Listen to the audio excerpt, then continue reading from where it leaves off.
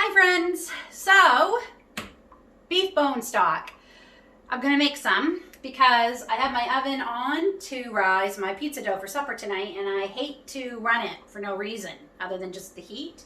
It's pretty mild here today, so I don't even have our little fireplace on because it's just we don't need it. So the bread's rising beautifully. I thought, oh, I still got a bunch of beef bones I never got to last month to make beef stock. I made a bunch in December and I froze it, which is great. Now that I have my pressure canner, I can can this beef broth. So I just thought I'd show you how I make it, and I think I'm going to be comfortable enough to film canning it. I've done turkey broth now. I've done carrots a few times. I did turkey soup. So I'm anxious. I think I feel a little more comfortable with the pressure canning. Okay, beef stock. So I have here about 3 pounds of beef bones I took out of my deep freezer, and we're gonna roast everything first, okay? So this is about the equivalent of a head of garlic, and we're just gonna put this here, starting to sprout, so it's time to use the garlic too. So you don't have to take off the peelings or anything, but I do want to take off those little sprouts in there. Some of them have them right in the middle, like you. Let's take you out.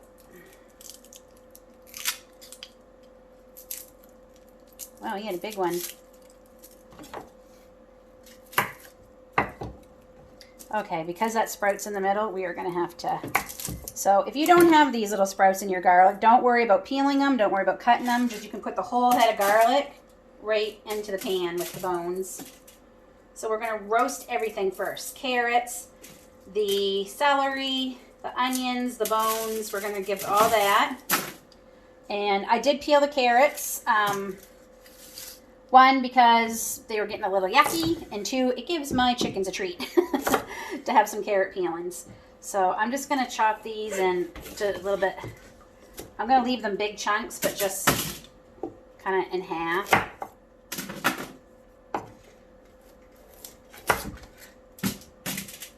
And we'll take the tips off. But definitely if you have organic carrots like these, you don't have to peel them necessarily, so, but mine have been, we've had them for a little bit, so they're a little bit, the outside was fine, the inside's fine. And I washed everything before we started with my homemade fruit and vegetable wash. You want to hand me it, Grace? I'll just show it. So this is homemade fruit and veggie wash. 1 cup of vinegar, 1 cup of water, 1 tablespoon of baking soda, and 1 tablespoon of lemon juice. Shake it all up. It works great. It's a lot cheaper. It cost me pennies. So yeah, fruit and veggie spray.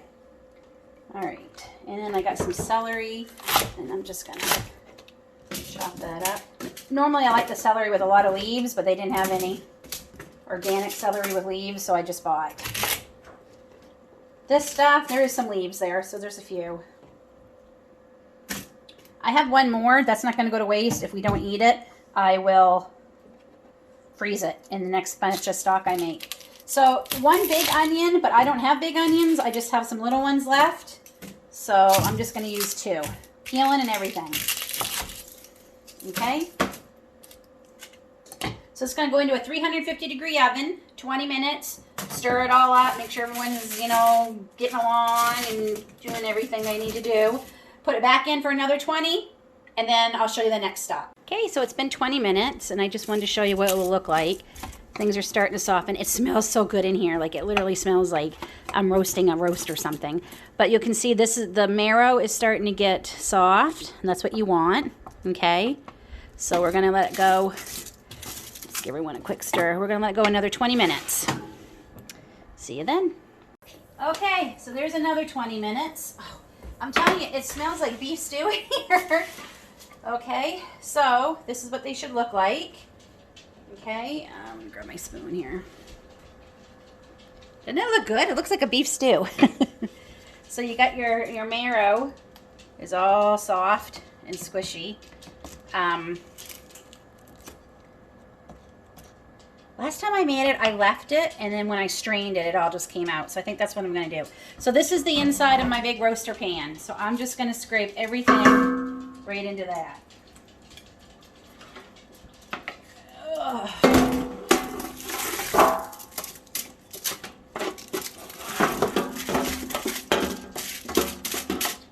So you don't have to roast everything beforehand, but I will tell you I've done it without roasting and I've done it with roasting. Roasting adds more flavor. It really does. It adds a lot more flavor to your broth. Okay, so this is when you're going to add whatever seasonings you want. I think, you know what, this time I think I'm going to keep this pretty neutral, and then whenever we use it with, then you can add your seasonings. I'm also not going to add any salt because where I do want to pressure can this, it'll intensify the salt flavor, and that's just not what I want. So it's always easy just to add salt when you're cooking with it. So that's what we're going to do. So I'm going to put this over here in my roaster. And whoops. I'm going to get my big measuring cup and start filling that up with water. I'm going to put at least 12 cups in. So there's one. That's 16 cups. I'm sorry, I meant 12 cups. If you're doing this in a crock pot, at least 12 cups. You need a crock pot that will hold because it needs at least 12 cups. I'm going to pretty much fill this, okay? So that's 16 cups.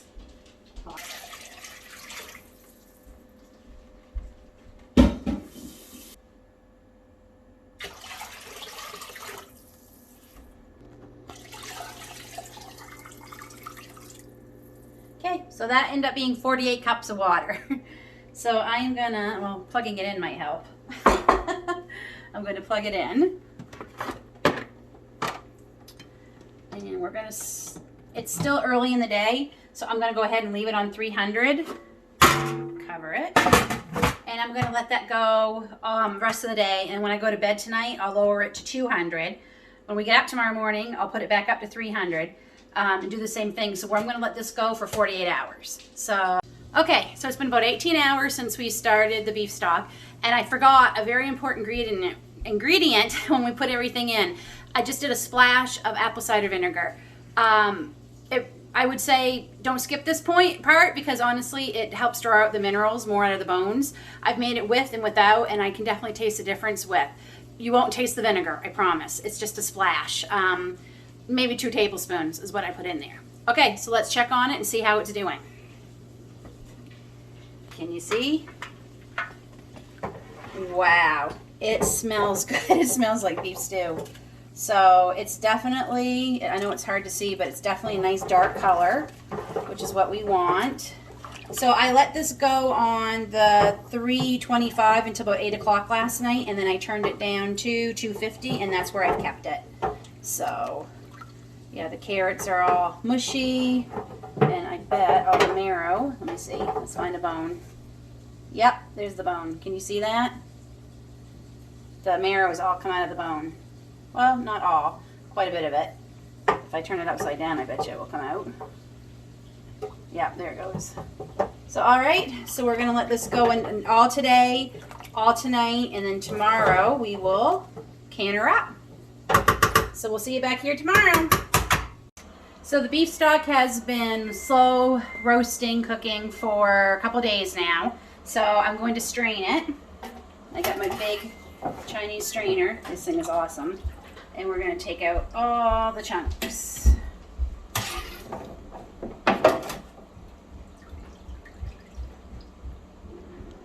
I know some chickens are going to be pretty happy.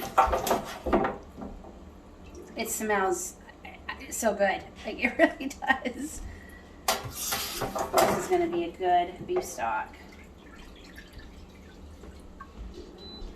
So I just have my big stock pot here in the sink, and luckily my strainer fits it perfectly, so it's catching any drips too.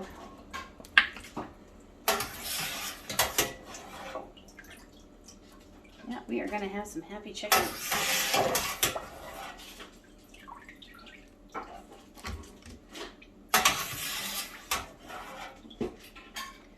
Okay, that should be, most of the big chunks are out.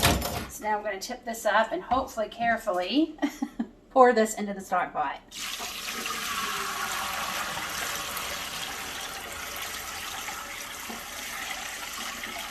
That fit that stock pot perfectly.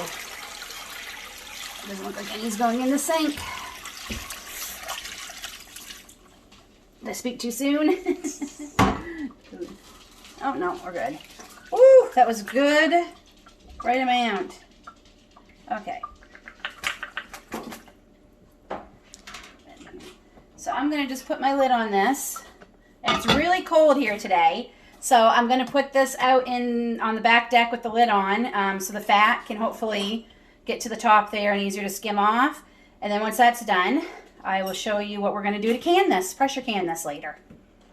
We're ready to pressure can the beef stock. I'm going to admit, yesterday in the videoing is when I should have pressure canned. It was really, really busy here. So after it cooled down and I skimmed off all the fat, which for some reason didn't record, but it worked great. There wasn't a lot of fat. I'm going to say there wasn't a lot of fat, but it was all, what little bit was solidified. I just took a spoon, scooped it off, threw it away. So, or actually I gave it to the chickens. So that worked great, letting it cool down. So I just put it in the refrigerator. So I'm ready to do it today. So that's what I have. I'm going to lower you so you can see it right there. I'm just bringing this up. Got to get it boiling, so it has to be hot. And I have 8 half-pint jars warming up in my oven. Staying warm, I should say, in my oven. And I have my pressure canner on, but it's not locked. Like, the lid is just sitting there. I just need to bring the water up so the water's hot, because these are going to be hot. So you want hot jars going in this. If these are hot, then this needs to be hot. So, and I have my 3 quarts of water in here. That's what my pressure canner takes. So I just need to get this up and boiling so it can come to temperature. So while that's doing that, like I said, I have my jars. I'll show you. My jars in my oven, staying warm. I have my canning mats, which I made this past week. I'm also trying to use up a lot of my yarn out of my yarn stockpile. So I love the cotton yarn for my canning mats. I've made them before. So yeah, these are great. So okay, so I got my canning mats ready. I have my magnet to get my lids and rings out. I have my canning lifter, my funnel, and my jiggler. And I have these in boiling water. Apparently we don't need to do this anymore. It's how I learned. I figure it doesn't hurt. Old habits die hard, I guess. So I keep mine in hot water till I need them. So we just need to get that to come up to boil, and we can start filling up these jars. I almost forgot, I also have some plain white vinegar and a clean cloth for wiping off the tops of the jars before we put the lids on. Okay, this is finally very hot, and I keep it in the sink because I can be a bit of a messy canner. Okay, a lot messy canner. So I keep it in the sink so to keep the mess down, and we're going to bring out these hot jars. Woo.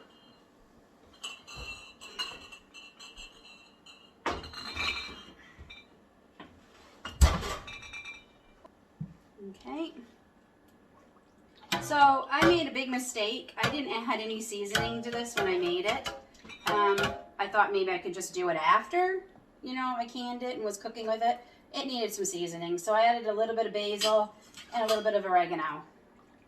And hopefully it will flavor it more while it cans, because pressure canning intensifies the flavor. So that's what I was afraid of, but in this case it needed intensifying. Okay, so we're just going to fill these jars up, leave an inch space, which is the first ring here on this jar. Bam, okay, there's the first one.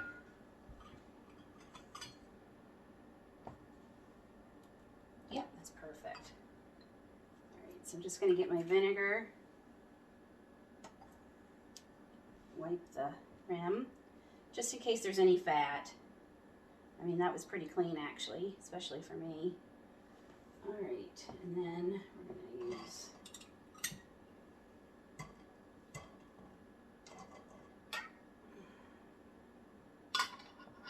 the lid on. Woo.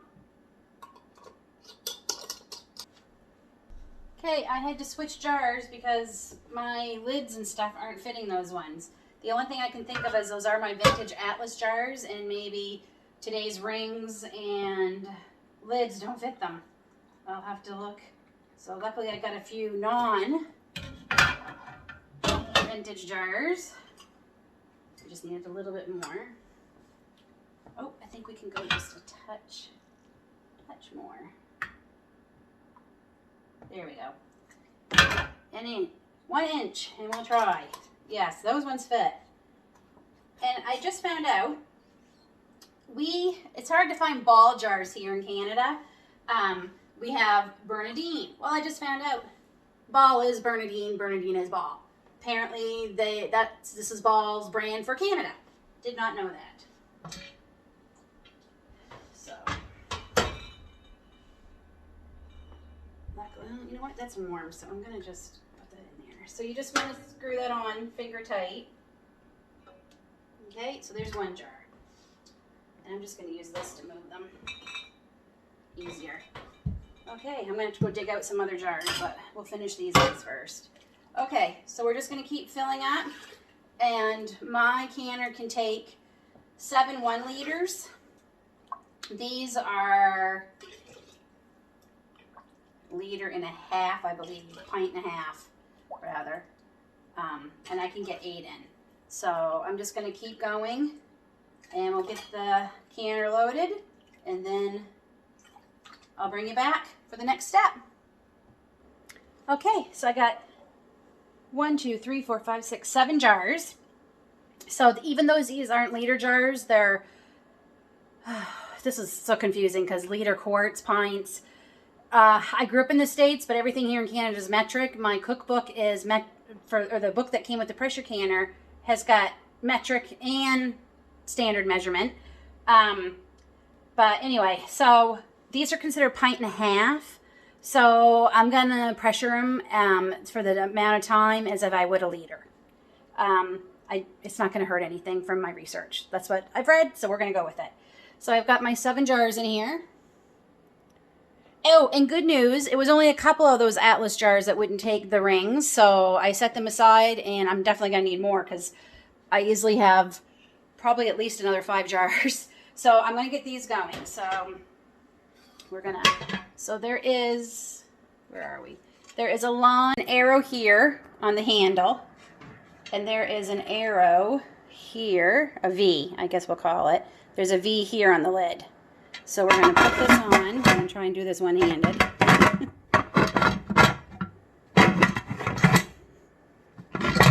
Not easy to do. All right, so we're going to get these lined up. Turn them just till they line up. You don't want to go further than that, okay? So they're lined up. Okay, so we're going to get this to boil. Okay, and I'll bring you back when we get that steady stream of steam coming out of there. Okay, so you're never going to see the steam. It just doesn't show up on camera, but if you come closer, you can probably hear it. There it goes. So I'm going to do this, so we have to do this for 10 minutes. Okay? And then when we're back, we'll put the jiggler on. Alright, so it's been 10 minutes, so now it's time to put our jiggler on. So for me, it's 10 pounds per pressure. So here we go. Alright, so that has taken anywhere from 3 to 10 minutes in my last pressure canning adventures. So I will come back when it starts jiggling. Okay, so it's doing its little jiggly dance. So I'm going to lower this now. Now for my stove, I know that 6 seemed to be perfect to keep in the right kind of motion I wanted. There's a great YouTube video from Presto for this exact pressure canner that shows you how your jiggler should dance. I will link, if I can figure out how to do that, I will link that video in this, my video, so you can see it's perfect. You can watch it and compare it to your own jiggler. So, all right, it's there, so we're gonna set the timer for 25 minutes. Okay, that is it. So we're just gonna turn off the burner and we're gonna do nothing. We're gonna let this depressurize naturally. It might take 20 minutes, it might take 30 minutes. We're just gonna let that depressurize naturally, and I will show you our next step when that's all done. Something happened to the recording where I showed this, but the depressurization took 45 minutes. Then I took the jiggler off and just opened the lid a little bit and waited another 10 minutes before I completely removed the lid.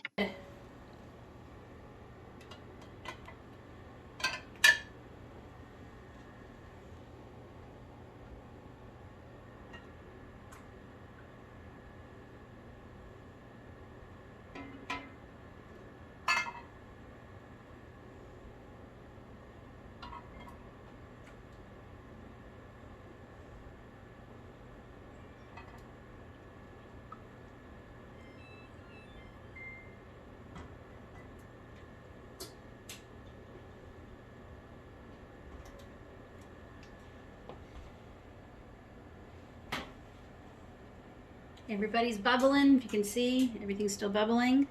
And it doesn't look like I have any seepage. That is completely successful. My turkey broth, I had some seepage. So there I go. So these will sit here on these mats for 24 hours. And then I will check the seals tomorrow, make sure everybody's sealed, and then wipe the jars down. So I will bring you back for that. And that will be the final step of our making and pressure canning beef broth. Okay, so it's the next day, and they have been sitting for 24 hours. So now we're going to check and see if they all sealed. This is the scary part, making sure they all worked. So let's just, okay.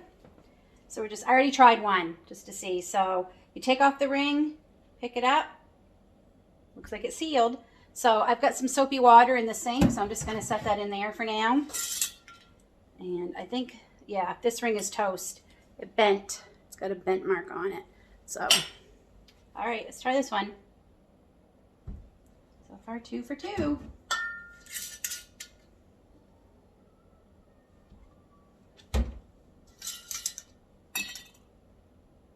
Yep.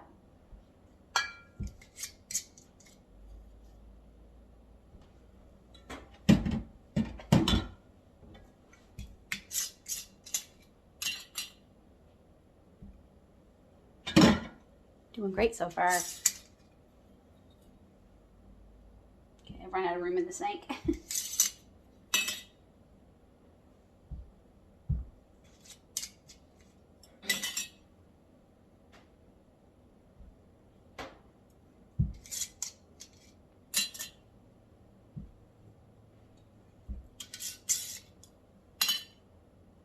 Last one.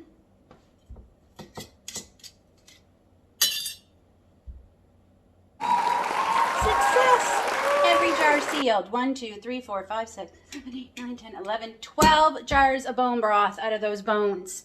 And a few carrots, a few pieces of celery, a few pieces of garlic, and a couple onions. I mean, pennies. It probably cost me less than 1 container of organic beef broth here.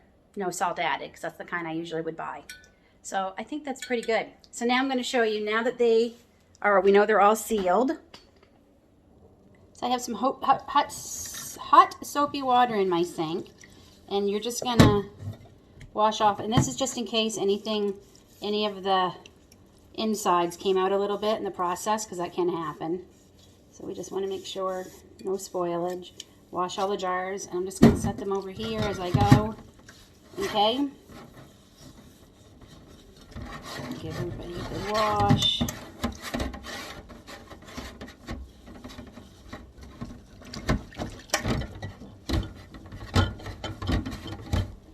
These 2 are done. So I'm just going to keep washing them all until they're all clean. And I rinse them off. And then I'll keep a couple in my everyday pantry, and the rest will go in my storage pantry. So the best advice I can give you about pressure canning, if you're intimidated, don't be. Start. Even if you try just canning water first.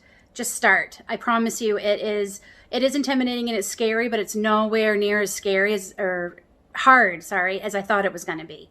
I am so happy I'm learning this new skill. I'm really excited to try work my way up to canning meats and things, to have like, I have done soup, but to have like sloppy joes already done in a jar, open it, heat it up and go, especially as we get closer to gardening season, when I'm outside all day in 8-9 hours and I'm exhausted and tired, and the last thing you want to do is cook anything for supper. I want to kind of get some things like that done before that season starts. So my best advice to you for pressure canning is start. If you've been on the fence about trying it, you've been nervous about doing it, start. I promise you. And there's so many books and videos and things out there that help you. So I hope you liked this video. I hope you maybe learned a few things, and I hope you learned that I'm just as scared and intimidated as everybody else trying it, but I did it. So let's all try it together.